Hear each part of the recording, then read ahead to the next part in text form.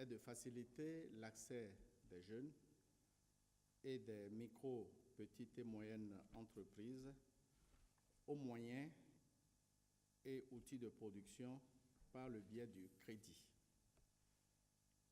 Depuis sa création, la vie du FNPEJ a été marquée par 2 phases correspondant à 2 approches d'intervention, approche directe de financement ou stratégie de faire. La première phase a permis de financer 1150 projets de jeunes et de PME pour un montant global de près de 6 milliards de francs CFA. Des difficultés sont apparues dès les premières années de ce programme, à telle enseigne que malgré tous les efforts qui ont été déployés de 2009 à 2016, seulement 380 millions de francs CFA a été remboursé sur le total des 6 milliards de francs CFA, soit 6,3% seulement du montant des crédits accordés. La deuxième phase a démarré en novembre 2014. Au 30 septembre 2016, des lignes de crédit d'un montant de 1,2 milliard ont été mises à la disposition des systèmes financiers décentralisés. Ce montant a servi au financement de 290 projets de jeunes, encore là, de PME, puis de 1099 micro-entreprises de femmes dans le cadre du crédit d'appui à l'entrepreneuriat féminin. Pour cette deuxième phase aussi, la question du remboursement des créances se pose avec acuité. En effet, le taux de remboursement au cours de cette deuxième phase n'atteint que 39% en août 2016, contre une norme de 95%.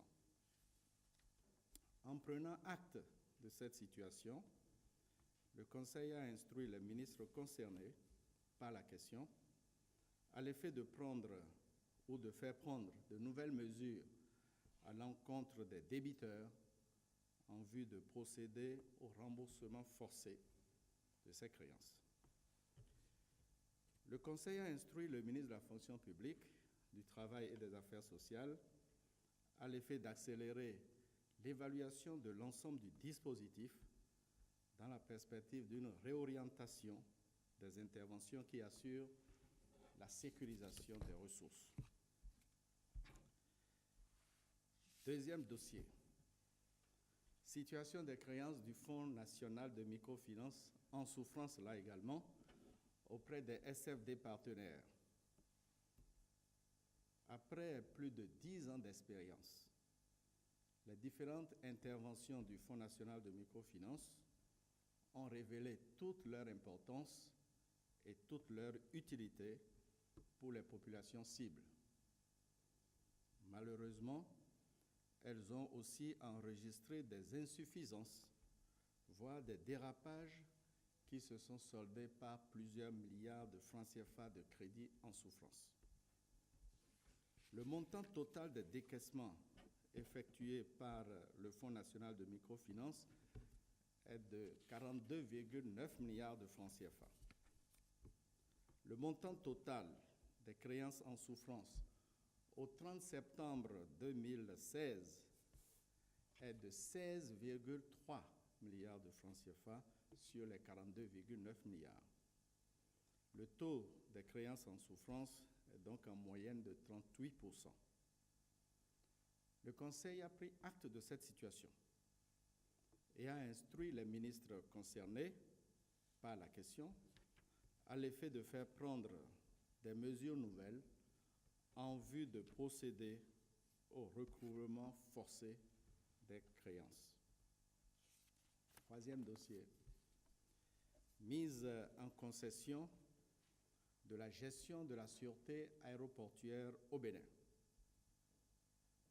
L'état des lieux dans ce secteur révèle qu'aujourd'hui, plusieurs acteurs interviennent dans la mise en œuvre des contrôles de sûreté aéroportuaire.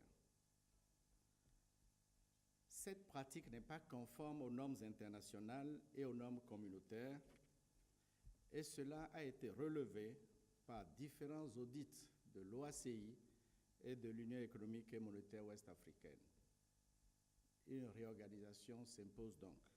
C'est pourquoi, conformément aux normes, il apparaît judicieux que notre pays délègue la mise en œuvre des mesures de sûreté dans ces aéroports à une personne morale de droit privé par un contrat de concession à durée limitée.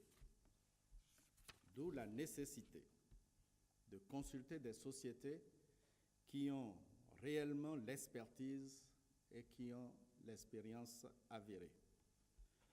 Le Conseil a autorisé le ministre des Infrastructures et des Transports, en relation avec le ministre de l'Économie et des Finances, à concéder la gestion de la sûreté aéroportuaire au Bénin par la mise en concurrence de sociétés reconnues spécialistes en la matière et de renommée internationale.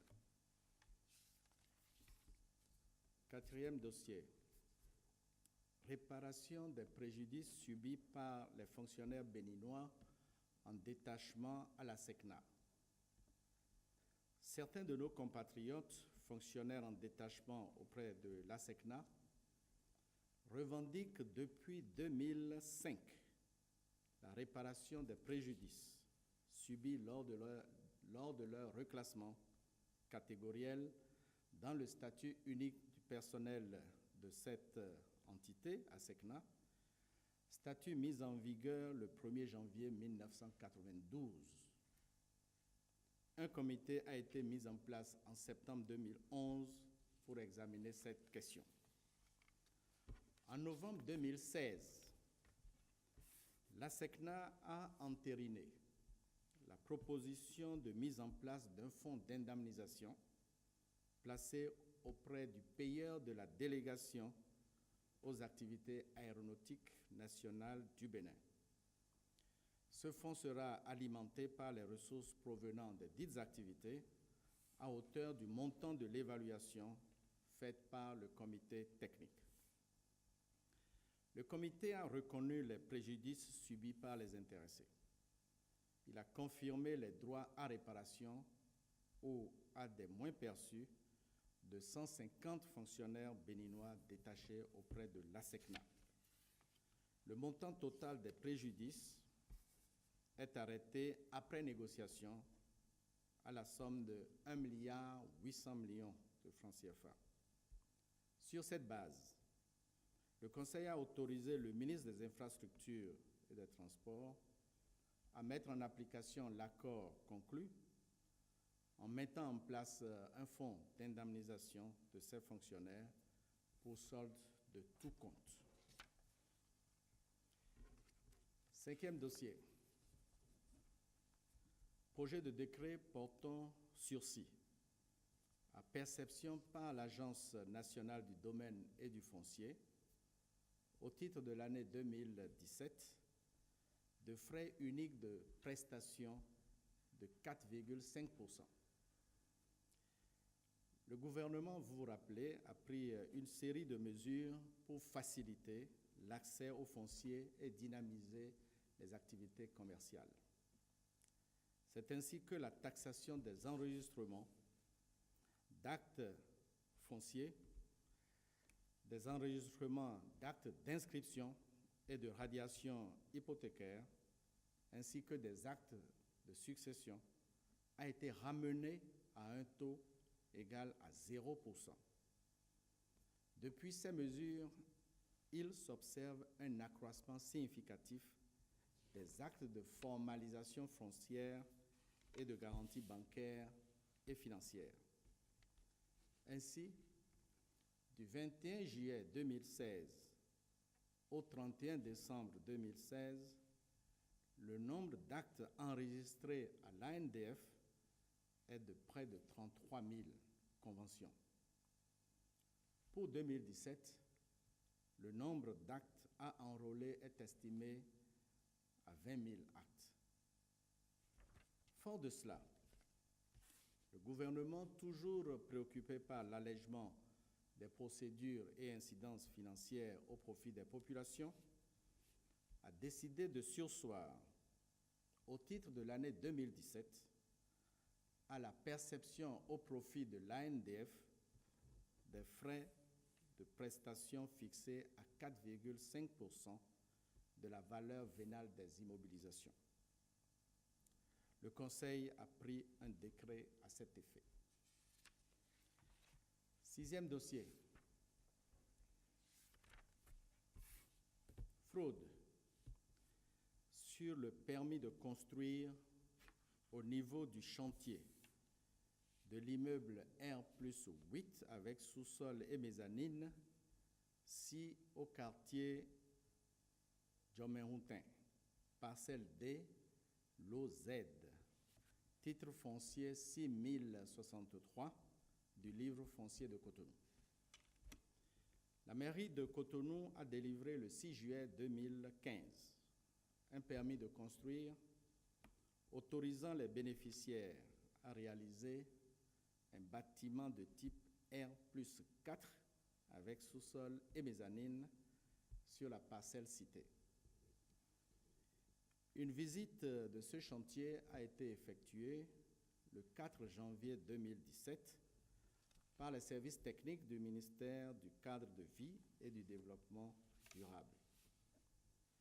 Il en ressort qu'en lieu et place de l'immeuble de type R+4 autorisé, c'est un immeuble de